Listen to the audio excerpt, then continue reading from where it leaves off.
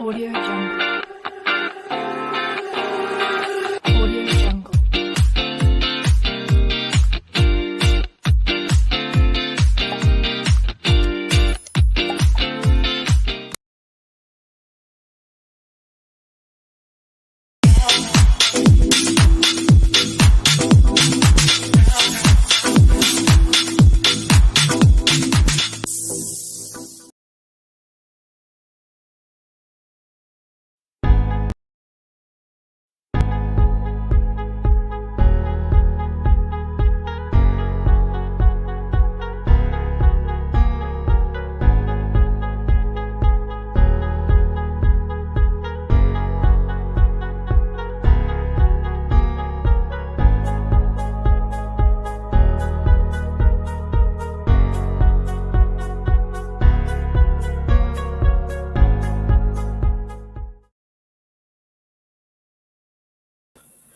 Hello, good evening, everyone.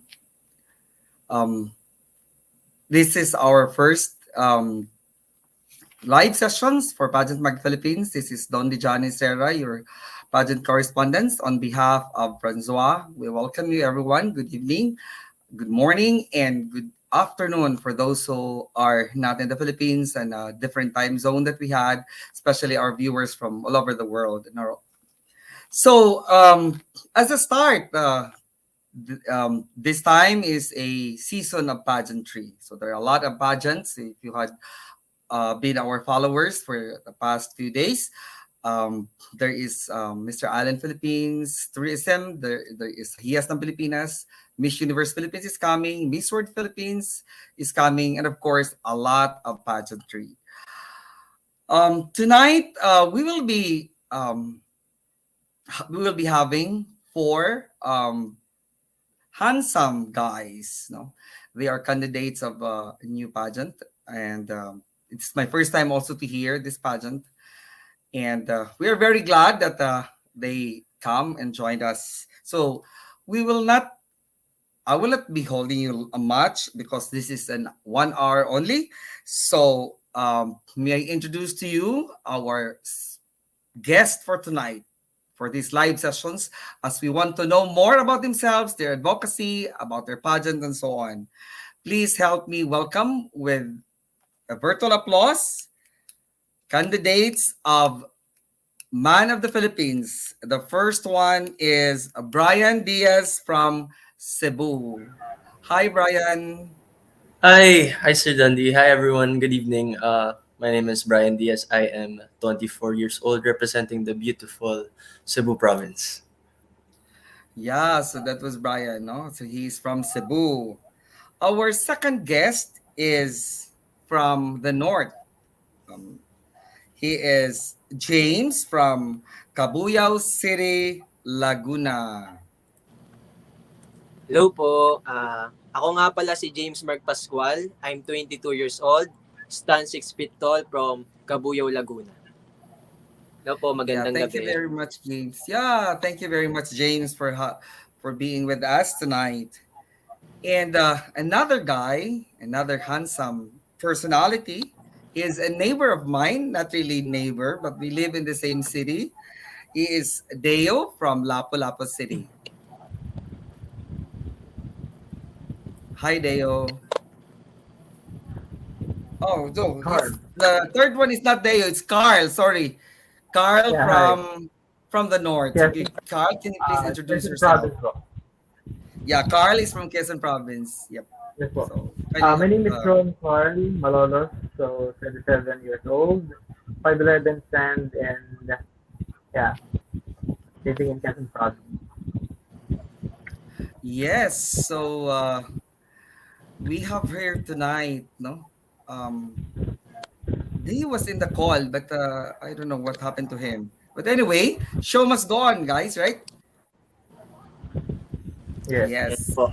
Yeah, Yes. show must go on, of course. So we are here tonight to know more about your advocacy, your journey, and of course, um, your pageant. Okay. So we will be talking first on the pageant, no?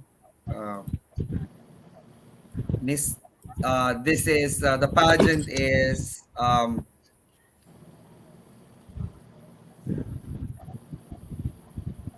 Man of the Philippines. Okay, so where is this pageant be held, and can you introduce the advocacy, or what is really this pageant is all about? Maybe Brian can say something. Oh, from what I know, the pageant will be held in General Santos City this coming June, and well, for me, my advocacy is all about urban gardening. But urban gardening in itself is just a small part of the whole advocacy. It's more connected into food security, national risk reduction, and uh, disaster reduction as well. So yeah, Yeah, so before we ask James, so we would like to ask Deo to introduce himself because he was Uh, disconnected a while ago. yeah, hello everyone. Good evening, sir. Good evening to my fellow candidates. I'm Deo PRECILLAS from Lapu-Lapu City, 20 years old, and currently studying Bachelor of Science in Customs Administration at University of Cebu. Yes, Okay, yep. yes, sir. Okay. Thank you very much, Deo, for that, no, for that introduction. So we just started Welcome, sir. on like asking, telling about the pageant, no? So anybody can answer this. What is the concept of the pageant, Man of the Philippines? What it is all about? What it is the objective of this pageant? Anybody can answer? Because this is relatively, is it a new pageant, or is it like how many years that the pageant is already been there? Anybody new? So I believe they are existing for 3 years. So I mean, they started in 2018. Mm-hmm. And I believe the concept of Man of the Philippines is um, like to empower the integrity, the nationalism, and also the advocacy. Oh, yeah. And it is always held in General Santos, or is it only for this year that it will be held in General Santos City? This 2024 will be held in General Santos. Oh, that's nice. That's nice. No? That the Yes, pageant sir. is held outside of Manila too. Thank you very much for that, Carl, for that informative um, statement about the pageant. Welcome Okay, po. so we will continue. We'll ask James on his, of course, his advocacy, why he joined the pageant. Hello po, magandang gabi po. Yung advocacy ko po is all about parang sa sarili lang po, yung Mhm. parang embrace your flaws, yung love yourself and believe in yourself. Yun lang po. It's all about ganun lang po. Kasi kaya ko po nakuha yun na advocacy ko is dahil po sa birthmark ko. Kaya po ako nandito kasi yun po yung gusto kong ipakita sa kanila na kahit may ganito ako, kaya kong humarap sa maraming tao. So, gusto kong ma-inspire sila sa akin, magbigay ako sa kanila ng parang tawag dito, magbigay inspirasyon sa kanila. So, yun yung napili ko talaga na advocacy. So, yun. Yeah. So, yeah, it's nice also, diba? Like na ang napili mong advocacy. It was good. Okay, si Deo, what is Sir. your advocacy? Why you joined this pageant? My advocacy, sir, is health and wellness.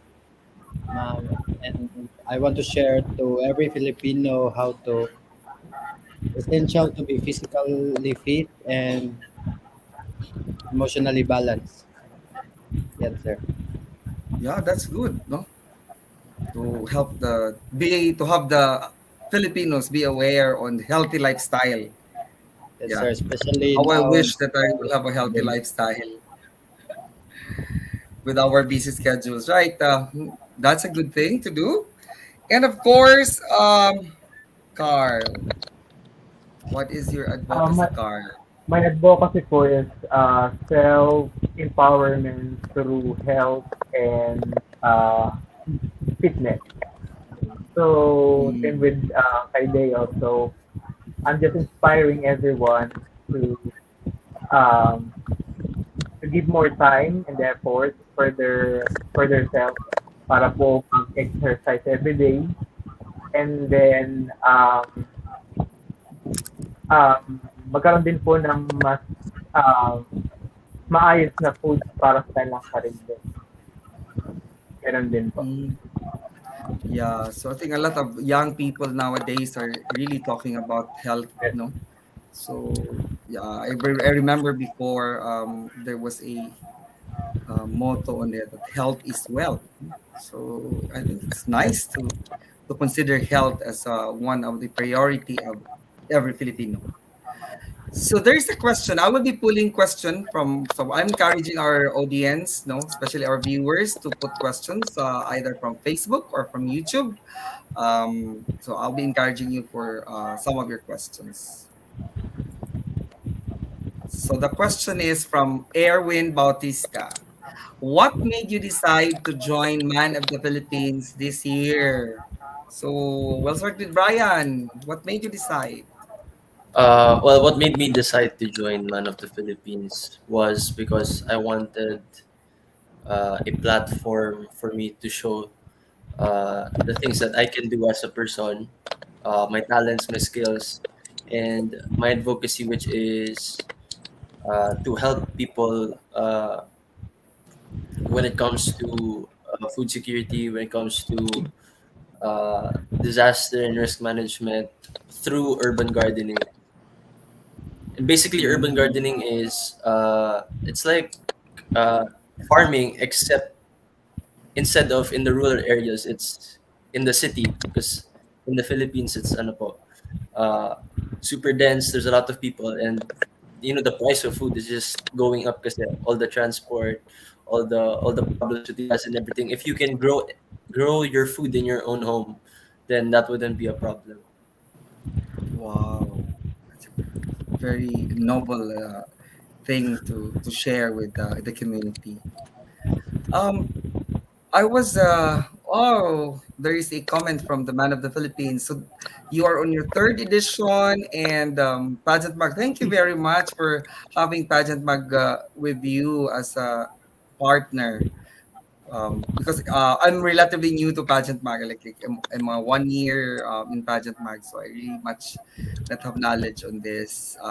But thank you very much, Man of the Philippines, for trusting Pageant Mag to be your one of your partner, media partner. Okay, so kay ano tayo? Kay James. What made you decide, James, to join Man of the Philippines? Sumali din po ako dito kasi parang sa tingin ko po marami po akong matututunan talaga dito sa Man of the Philippines eh. Tsaka yun po para sa tingin ko po isa po to sa mga stepping stone ko para maabot ko po yung mga pangarap ko sa buhay. And syempre po yung advocacy ko kung sakali man ako po yung mananalo na Man of the Philippines. Parang nakikita ko po kasi ngayon lalo na sa mga kabataan na marami po nawawalan ng tiwala sa sarili. Lalo na yung sa mga nabubuli. So, ako po ganon. Kaya po ako sumali para magbigay nga po inspirasyon sa kanila. Yun lang po. Kaya po talaga ako sumali dito sa Man of the Philippines. Yes, no? Magbibigay inspirasyon sa kabataan. Be a good example to them. That's one of the best thing that a young man like you, James, is sharing to the people. Si Deo, I think Deo is very young. How old are you, Deo, by the way? I'm 20 20. years old. Yeah, Yeah, turning you mentioned 21 that you're 20 December. Turning December. You're 21 December. still 20 years old. So, why did you decide to join Man of the Philippines? I joined this pageant to inspire the youth to stay fit and healthy because that's my advocacy, and I want to show my advocacy in a bigger platform. Yeah. And you believe that pageantry is a bigger platform Yes, sir. and that that people will hear you a lot because yeah, a lot of definitely a lot of people will be watching Yeah, young definitely. man like you also like wandering there. They are watching and they will be like telling themselves that I want to become healthy Yeah, and especially we're in the yeah. pandemic, sir. It's very important to stay fit and healthy, sir. Okay. Sige. And then si Carl, why did you join this Man of the Philippines, Carl? First of all po, my mind and my heart po nasa ganito pong competition, sa ganitong pageant, entertainment. So, I decided to join kasi alam ko po na prestigious po yung yung pageant, yung it's a big pageant po. At saka Mm. po karangalan ko po na maging parte. It's a dream for me na maging part Ay, sure. ng pageant. So, ngayon po, nagkaroon ako ng chance. So, I just wanted to showcase my talent, my potential, and it's gonna be a big platform for me to yeah, to showcase my talent. And of course, I know there's a lot of open big doors for me gonna happen after this one. And also, I wanted um, to share my advocacy. I want to voice out. I want to become an instrument to voice out my goal and my advocacy just to inspire people about on how to take care about their health and fitness. And I know that's very important, especially nowadays. Yeah, tama din naman, no? That's Um, very nice, no? To look at it that each one of you had advocacy, each one of you had a dream of sharing what you have in mind and what are the things that you might be able to help to the community. Okay, so next question is from not from the audience, it's from me. So I would like to ask you on like how did the when did it started your pageant journey? Kailan nagsimula yung pageant journey mo? Ano nangyayari uh and then hanggang ngayon, no? Like the history of your pageant journey kung pang ilang pageant mo na to or and then what it's like what have you learned on the previous pageant? It's all about your pageant journey. So you may say something about like how I joined when I was young and like this. So start tayo kay Brian. If I remember correctly, kasi I started when I was in first year high school, school pageant. It was I ended up being one of three uh, representatives of the school to be sent out to another pageant to compete with other sister schools of the yung school ko. So I ended up winning first runner up, and I think my awards there were best in sportswear, best in formal, uh, Mr. Congeniality, and then I ended up only getting first runner up. Oh. And So Hakot I think Award, yeah, Hakot Award, but I didn't get the the title. crown. So Yeah.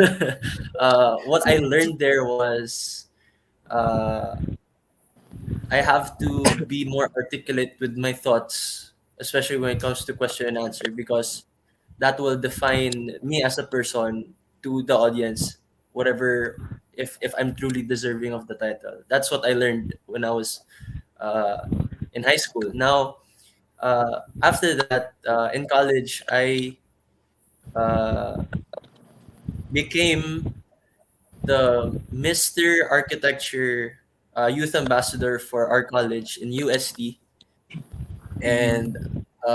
that was a whole different experience because initially I wasn't part of the roster of the final Candidate. roster. I was actually a wild card, so I had to they posted pictures, and then uh, they had like a online voting. So who's deserving to be part to participate in the pageant, And from there, it just kept going. It kept going good, and I eventually got the title of Architecture Youth Ambassador, and I went on to compete for Mr. UST.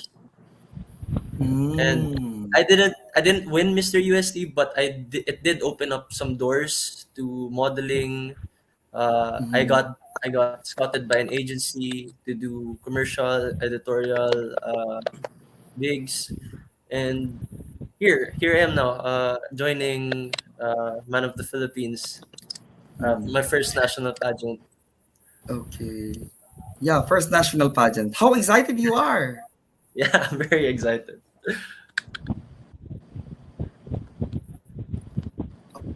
Brian, for sharing your journey in the pageantry from the very young high school and then in college, and now you are grown man. You're working here in Cebu?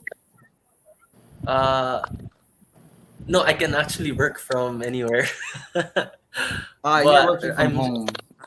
working from home. But I'm staying here now in Cebu. Yeah. Yeah. Mhm. You finished college already. Still studying actually. Mhm, mhm. Okay. And then we'll have. Thank you very much, Brian. So we'll have James. Hello po. James Mark Pascual. Yeah, hello, James. Magandang gabi po sa mga nanonood dyan. Ako po, Mhm. nag-start po ako mag-pageant nung 2019 lang po eh. Nung college po ako. Yung una ko pong sali sa school din. Tapos, runner-up lang po ako dun eh. Pero nung nagpa-pageant po ako, is parang may, ewan ko, di ko naman siya sinasabing discrimination, pero parang ang gusto nila patakpan to, make-upan yung birthmark ko na, diba? Kasi ako lang yung nag-join na merong ganito eh. So, parang parang gusto na wala to. Pero sabi ko, hindi na lang ako sasali. Hindi na lang ako sasali. Pero sa ano naman, pumayag naman po sila. So, Mhm. ayun. Unang sali ko po ng pageant, parang English policy po agad. Eh, hindi naman po ako magaling mag-English. So, sobrang kinabahan po ako nun. Tapos po, next ko po nun is sa barangay po, yun. Nag-title naman po dito po sa Banay-Banay.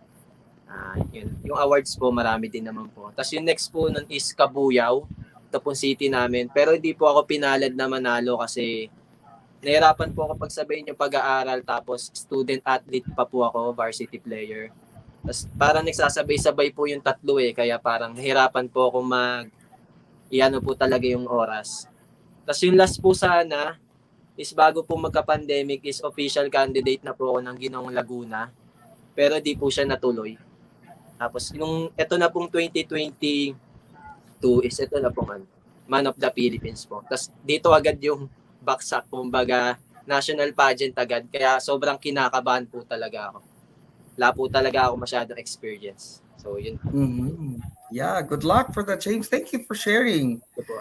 your journey in the pageantry. And of course, you've been telling about that discrimination thing, but you have struggled it, napagdaanan mo, and now you are here on your first national Yes pageant. po.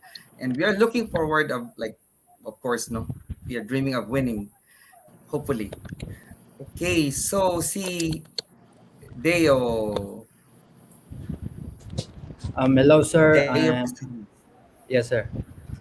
Good mhm. evening. Good evening, Good everyone. evening, Deo.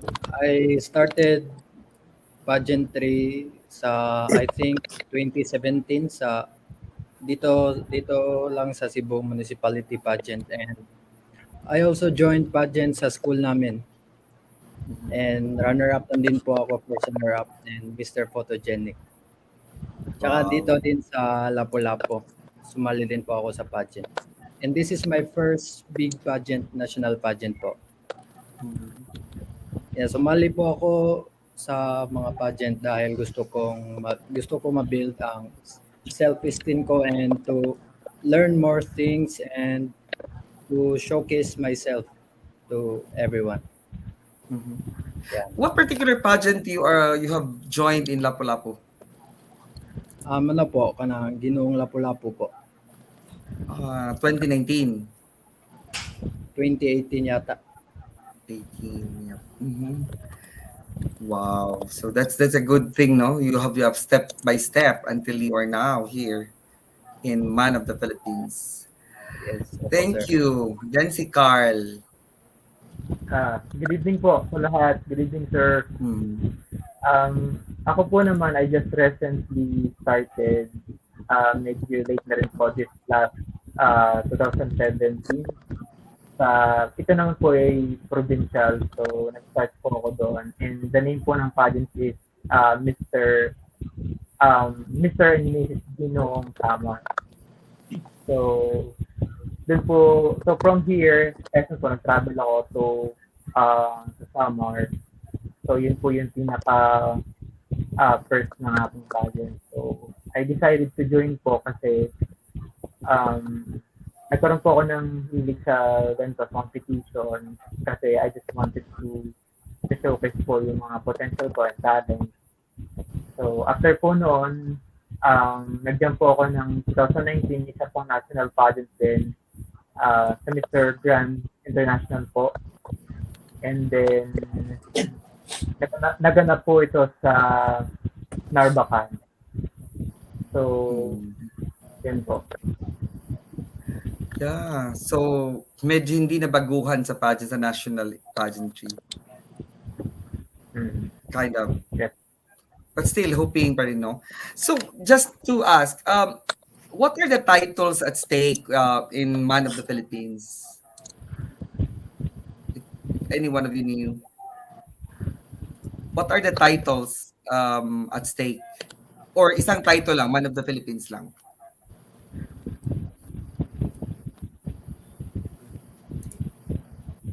Anybody knew? Ilang title ang ibibigay sa Man of the Philippines na pageant? Isa lang, One of the Philippines and then runner-up? There's gonna be 4. I think 4 or 5 po. Yes, 4, sir. 4. The main title would be Man of the Philippines, and then the 3 I'm not so sure. I don't know the specific. I think supermodel. Okay. So it's something like there's a big title at Parang stake sa and then there are like yes. minor Modeling. titles. Yep. Yes. So But ilan they'll bang be mga represented. candidates? How many candidates you have? How many candidates are they in 2022 edition? Ilan kayo na candidate?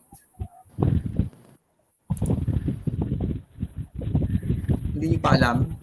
I think 20 something, sir. 20 something. 24. 24. 24. Oh, 24 from all over the Philippines. Yep. And And abroad. then I kailan think ito as well. gaganapin? Kailan gaganapin? Anybody can answer. James. It will be happen po on June 18 to 26 Sa po. June. Sa June po. June 18, 2022 in General Santos. Yes po. So hindi pa kayo nagkikita-kita lahat, Hindi pa po 24. Hindi pa po kami Uh, nakikita. we'll be meeting the first time. Sa Zoom lang. We'll be meeting each other for the first time sa Jensen. When? June 24. 20. Yeah. I'm not Yes. sure, sir. 24. June Sige. 24. Yeah, yep.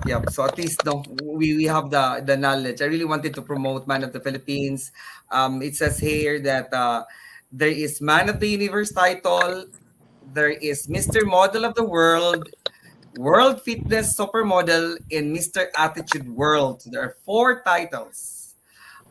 It will be happening on June 18 to 26, 2022, and there are 24 candidates competing the title Man of the Philippines. What a beautiful event, no? That we will be seeing a lot of you. So, next ko na tanong is, what are your preparations for this pageant? Si James ang nandyan sa main wall. So, si James ang unang tanungin natin. What are your preparations for this pageant? Ang preparations ko po is nag-start na po kami mag-practice ng mga sa rampa po, sa Q&A, lalo po sa Q&A doon po ako nagpo-focus. Ngayon po, parang nung nakaraan po, parang tinuturuan na po ako kung paano ng set ng mga mga sagot po mula umpisa, gitna, tsaka sa pantapos po. Tapos, yung sa sarili ko po, nag-workout po ako ngayon kasi yung nakakaya po kasi sa kanila, yung iba po kasi mga fitness instructor.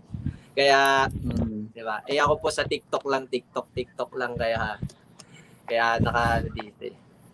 So, ayun po. Tsaka, pinaghahandaan na rin po namin yung mga susuotin po, tsaka po yung mga pinapagawa po sa amin online. Habang di pa po kami nagkikita-kita. Yun po. Abangan nyo po yung sa Nice, Instagram, no? yung So- sa swimwear po namin, guys. Yep. So we will talk about that later. Si Deo, what is your preparation, Deo? Ano yung mga ginagawa mo for this pageant? Ganun din po. Ramp and Q&A, sir. Tsaka yung mga sponsors namin, sir. Pinapunta namin, and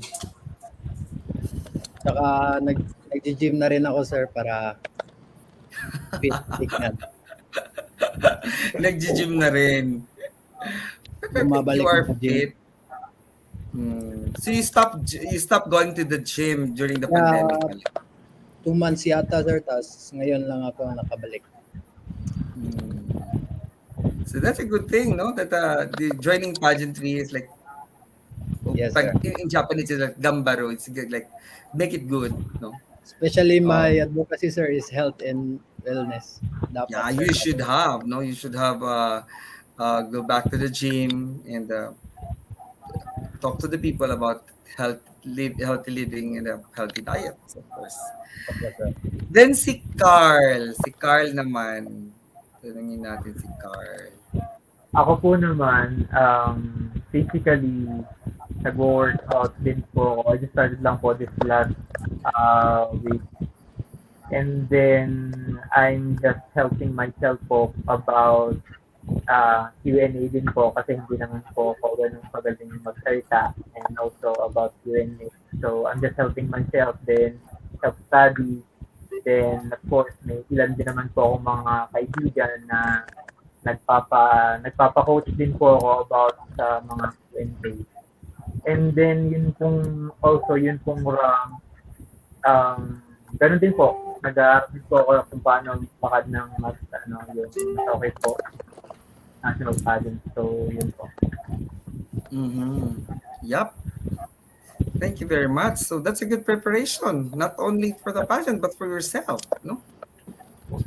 Increase in your communication skills, your social skills, and of course, your health, no? Si Bryan naman, what are the preparations, Bryan? Well, I've been working out for months now, pero sa bahay lang. So it's not as big change as before compared to the gym. But I'm still trying to get the body that I want to be able to show everyone during the pageant. And I'm actually trying to up my social media presence because before this whole pageant, I'm not really in very much into social media, and I need to learn every single thing, how to show myself to people, how I perceive how I'm gonna present myself to people, how to get yung mga followers, how to talk to people, ganun. But overall, I think I'm doing good naman. I'm preparing how to get yung mga costumes, mga outfits na kailangan for the pageant. I'm gonna be meeting the team that's handling me, I think tomorrow, the soonest, and I'm excited to meet them because since I haven't actually met them since the start of pandemic, I'll be meeting them na in person to practice yung mga walk, mga question and answer. And yeah, I'm really excited, and I'm preparing everything that we need for the pageant. Yeah. So that's it. That's like a good plan. Yes, di ba? That's a good plan. Yes. So I will be putting one question. This is kind of a social question. And since we are been talking about health, most of you are talking about health, fitness, because I believe the pageant is more on that. So I'll be pulling one question from Mark, Anthony, Julian, Paz, and we'll start with Brian since he is there on the wall. So, what is your opinion about body shaming? My opinion about body shaming. Well, body shaming is not good from the word itself. Shame is Mm. to shame other people based on the type of their body, the size of their body. It's not good. As long as you're healthy, as long as you like your body, as long as you like the way you look, it's fine.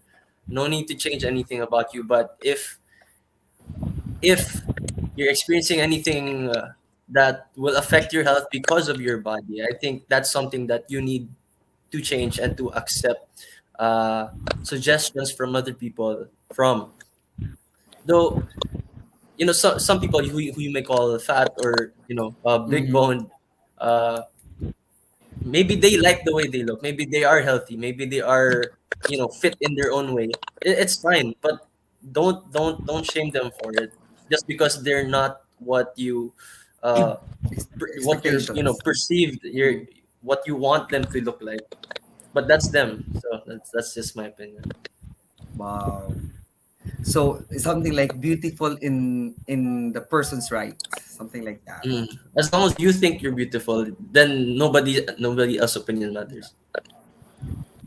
Thank you very much, Mark. No, see. Oh no, thank you very much. Sorry, Brian, for that. And we'll thank Mark, Anthony, Julian, Paz for that question. We'll ask James to answer that. No po, no to body shaming kasi ako kasi naranasan ko yan dati talaga eh. Kasi sobrang payat ko dati. Lagi akong pinagtatawanan. So, ang ginawa ko, nalaga ko yung sarili ko, nag-workout ako. Masama kasi yung ganun guys kasi may malaking impact sa mga tao yon. Wag tayong ganun. And ang gusto ko lang sabihin na basta mahalin niyo yung sarili niyo, kahit anumang size niyo, mataba ka man, payat, ganyan. Basta mahalin niyo lang talaga yung sarili niyo and mag-upgrade kayo sa sarili niyo para, 'di ba? Hindi kayo asarin ganyan. Hindi kayo i-judge. So, yun po yung masasabi ko about body shaming po. So, yun. Yeah. What an encouragement, no, from our candidate himself, James, to tell us like mag-upgrade sa sarili. Parang, my God, I really need to upgrade myself, for that. Yes po. I will pull another question for the remaining two, and this is kind of a well, Kakilala ko quite difficult. Not difficult, but it's good, no? Simula tayo kay Carl. Ito yung tanong from Christian Kael Domingo. What can you say about people having double standards when it comes to male pageantry? Tindihan ba yung tanong? Can you paraphrase or elaborate? What can you say about people having double standards when it comes to male pageantry? Like, ano yung masasabi mo sa mga tao na parang double standard? Parang nilulook down yung, well, hindi naman nilulook down, but rather they have something to say on the male pageantry na kasi double standard parang hindi maganda, yun eh. So, ano yung masasabi mo sa mga tao na merong parang they look at male pageantry as Okay, parang they are, parang mas mababa compared to other thing. Okay. Para po sa akin kasi siyempre iba't iba po yung pananaw po ng tao. Meron po kasi na they are really inclined in joining pageantry. So siguro po para po sa akin para po sa akin lang kasi ako naman po kasi narito po yung andito po yung hilig sa pageantry. So for them po parang I think a negative naman po para sabihin na then don't like joining pageantry. Siguro depende rin po kung depende rin po sa mga kung may hilig or wala yung tao sa about this competition Mm-mm. nila. Okay. Kay Deo. Hello, sir. Yes. Ganon din po Yes. yung question, sir. For me naman, sir, we have our own perspective about it naman, sir, and may mga opinion naman, may mga tayo-tayong opinion naman, and I'm nothing against it po, para sa kanila, sir, kung yan ang perspective nila. Yep. Yeah. Not really, Yes. no? Can you expound more on like for example, people will be telling you, wala yung male pageantry na yan. Hindi naman yan mas walang kabuluhan yan. So, how would you convince me to watch male pageantry? How are you going to promote to me male pageantry? Parang ganon. Male pageantry, sir, is kanang we can inspire people naman through our different advocacies, and yan, and we are here to expand our advocacies and help other people what they need, and sir, yun. So it's kind of a noble thing to do din yung pageantry. Hindi siya yung masasabing walang kabuluhan. Meron ding Yeah. magandang nagawa kumbaga. And para Okay. ipakita sa iba yung tourism namin. Okay, sige. Since napag-usapan na yung mga tourism na yan, so diba, you came from different places. So my next question will lead towards that. If you are going to invite me or to tell me what is it or anong nandyan sa province mo na kaya mong ipagmalaki as tourism site or whatever it is, ano yung nandyan sa city or town or province mo na ipagmamalaki mo as tourism site or tourism area, no? Or with the relevance to tourism. So, start tayo kay Carl. Si Carl muna. So, anong meron sa Quezon Province? Ako po kasi Cebu akong Candelaria. So we are celebrating Candle Festival every year. So it's a big parang celebration na every houses nagpe-prepare po sila and about the decorations about Candle Festival. And at the same time, Quezon Province po is para pong it is consisted with different what do you call that? Different islands and also the beaches.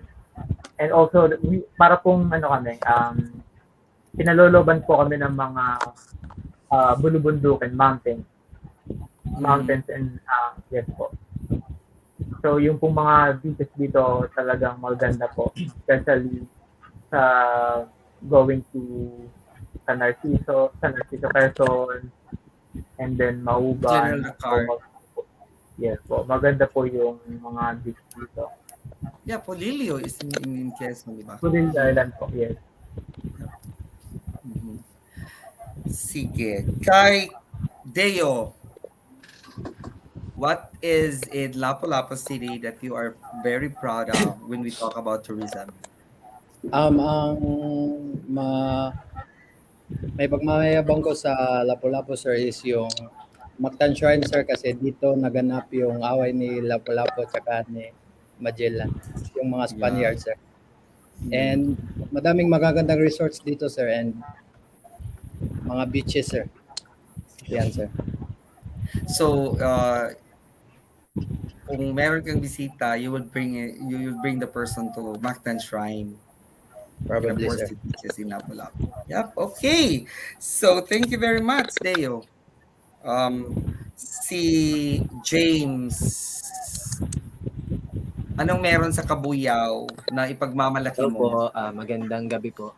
Sa akin po, common naman po yung mga ano yung mga hot spring, mga falls dito. Marami naman po sa Laguna namin. Pero gusto ko po ano yung sa Cabuyao, yung inaano po namin na sa St. Polycarp po yung Kampanang Ginto ng Cabuyao, Mhm. Laguna.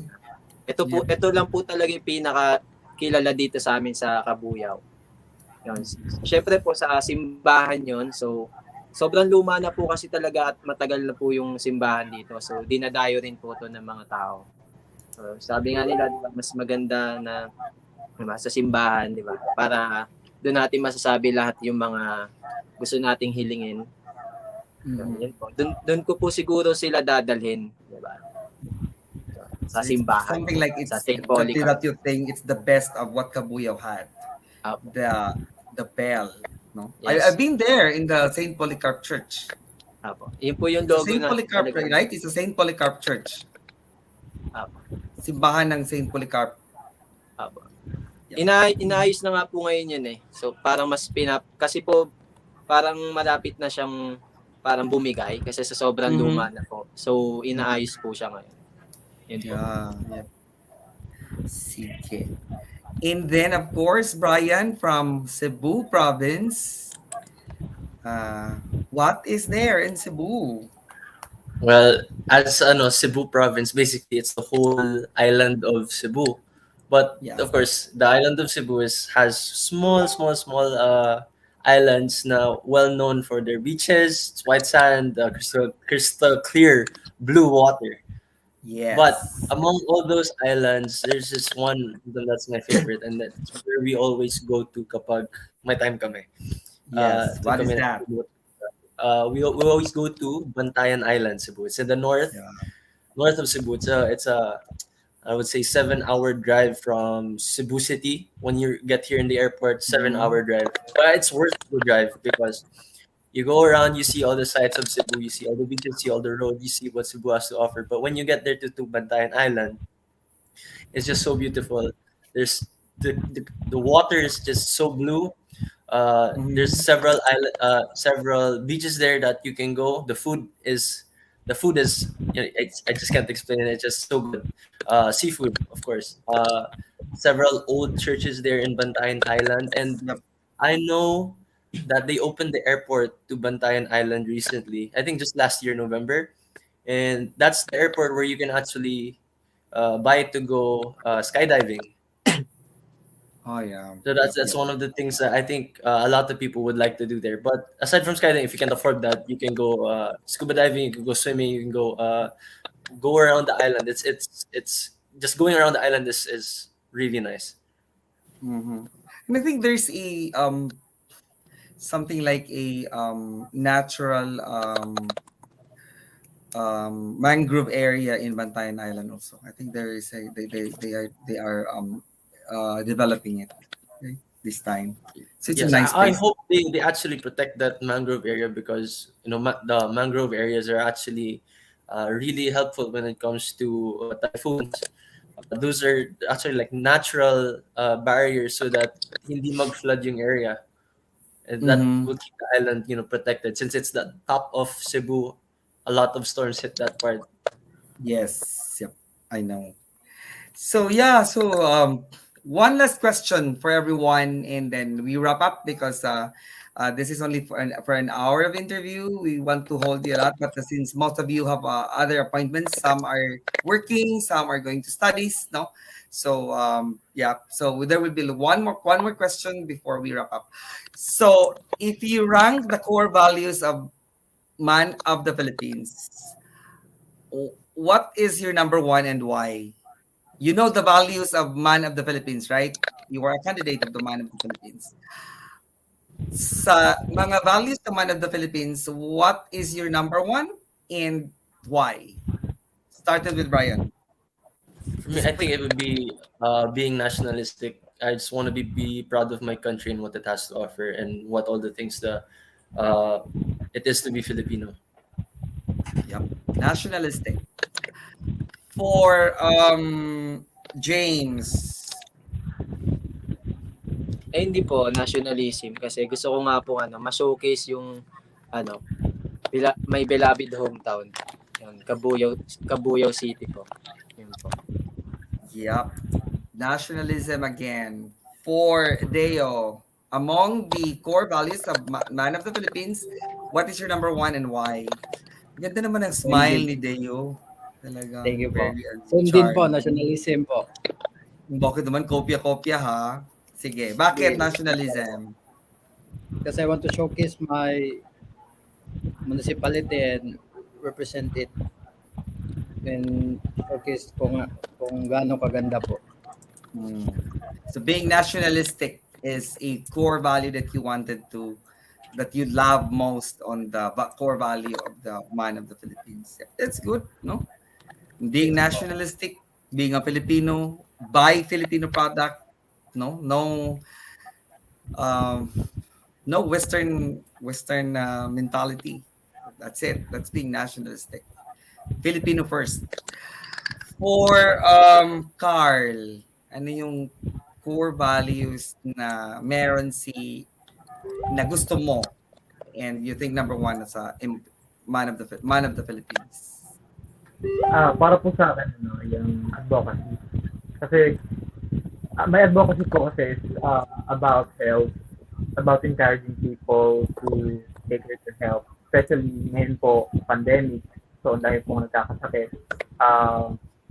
Karamihan po kasi nagkakasakit sa sarili nila, and then at the same time may dumarating ng viruses. So I wanted to encourage them na mas maging strict pagdating sa kanila, pag-aalaga ng kailang sarili. Especially kailangan nilang mag-exercise or mag-workout every day, and then kumain ng ng pagkain. Yun lang po. Yeah, so advocacy is one of the core values that you have. Sige, since we are running out of time because most of you are having work and studies, so I'd like to give you the opportunity to say thank you for your sponsors, for anybody that had helped you so far with your pageant journey. At the same time, invite our viewers and followers to follow you on your Facebook and your social media account. So we'll start with, of course, James. Unahin natin si James. So yun, maraming salamat po. Please support me po dito po sa Man of the Philippines. And thank you po sa mga sumusuport sa akin, lalo na po sa manager ko, kay Tito Ted, sa handler ko po, kay Nay Prech, and syempre po sa nag-organize po dito. And please follow nyo po ako sa mga social media ko, sa Facebook, James Mark Pascual, sa Instagram, Supremo_James, and sa TikTok po. Pero bawal po yung mga bata doon. Sa TikTok, bawal po mambay. So yun po, sana po masupport nyo ako, representing City of Cabuyao, Province of Laguna. Thank you very much, James. Yeah. Si Deo. Yun po.